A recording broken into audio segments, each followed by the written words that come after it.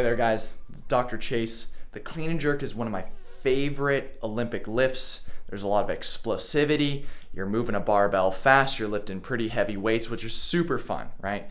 But because of this complex nature, right, sometimes we need to do some things to get ourselves primed and activated so that we can complete those lifts safely, right? So what I'm gonna give you today are 3 drills that I love to incorporate before I approach that barbell to make sure that my upper body, my lower body, and my core are all engaged so I can get the most out of my training. Go ahead and check them out.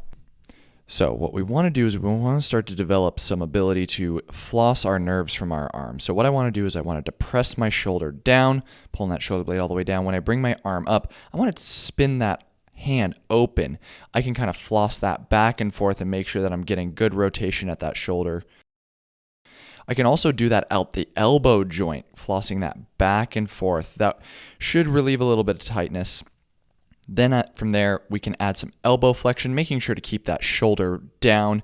That way we can get the most tension through that neurovasculature as you kind of pump that arm back and forth. We'll also take a look at from the front. Again, that shoulder depression is the most important part. I can refloss, but we're really trying to mobilize into that front rack position. I can even apply a little overpressure to help get myself there. Yeah. All right, for this next one, what we're going to do is we are going to add a little bit of assistance to get us down into the deep squat. I want to have that band just about hip height on my rig. And from here, I'm going to make sure that I put that band right at the bottom of my sit bones so it has a nice spot to link onto. And from here, just drop on down. The idea is that with that band assisting you, you can spend all of your time and energy into feeling what it feels like being in the bottom of the hole. I can get up on my toes and kind of mobilize back and forth. I want to make sure that I'm getting full flexion at my knee, basically where my sit bones are hitting my heel. I can then pull my pelvis lower down into that hole.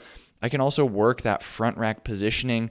Again, because that band is helping me, I can think of all the other muscles and not worry so hard about staying in that squat. We can mobilize. The idea is that we just want to spend some time down here in the bottom of that squat. Last thing we're going to do here is we're going to work on getting some core activation. So I want to find the front of my pelvis, both the PSIS and the pubic symphysis. And from here, what I'm going to do is I'm going to think about turning the outside of my hip, right, those bony parts on the outside, more towards the midline. And from there, I'm just going to tilt up like I was trying to take my pelvis up towards my ribs.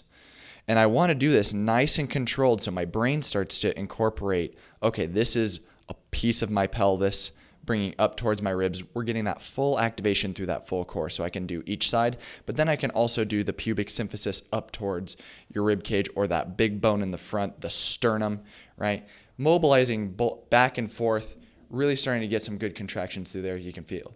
All right, y'all, I hope y'all enjoyed that. Go ahead and play around with those. I would definitely incorporate those a couple of times through each of those exercises, just playing around, getting some feel for them.